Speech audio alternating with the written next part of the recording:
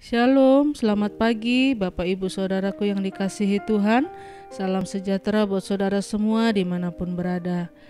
Pagi ini saya mengajak Bapak Ibu Saudara untuk bersaat teduh dan berdoa dalam renungan penuntun kehidupan setiap hari.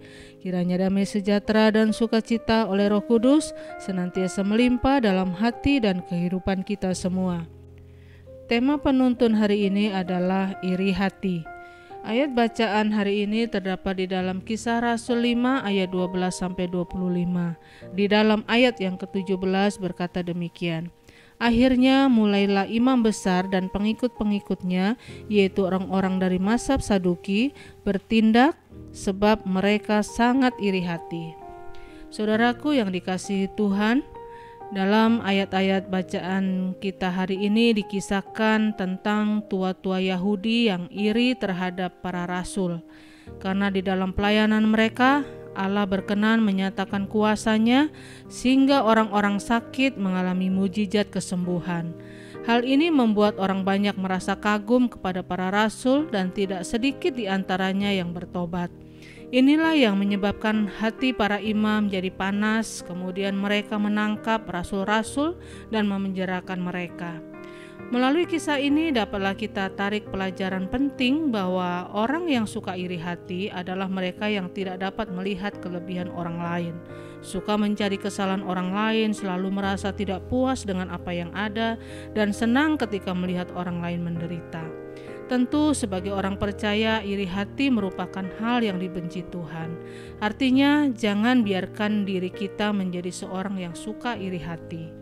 Dan bertalian dengan persoalan iri hati ini ada beberapa hal penting yang harus kita ketahui bersama.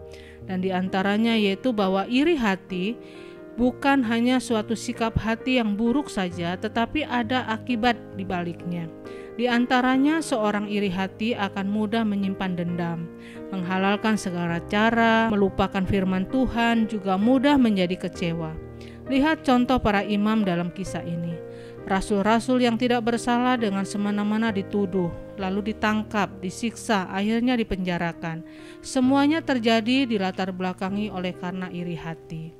Yang kedua, sebab-sebab timbulnya iri hati. Di antaranya karena tidak memiliki rasa percaya diri, juga karena tidak menyadari anugerah dan kasih karunia Allah pada setiap orang berbeda-beda.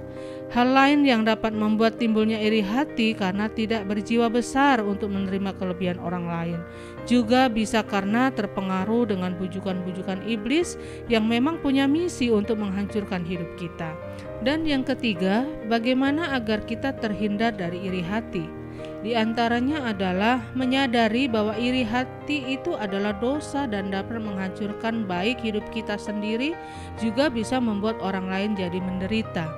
Kemudian belajarlah untuk berjiwa besar, menyaksikan berkat-berkat yang mengalir ke dalam kehidupan orang lain, serta sadar bahwa kita harus setia dengan tugas dan tanggung jawab yang telah dipercayakan Tuhan kepada kita. Iri hati bukanlah sikap hati yang dikehendaki Tuhan. Iri hati dapat menghancurkan hidup dan masa depan kita.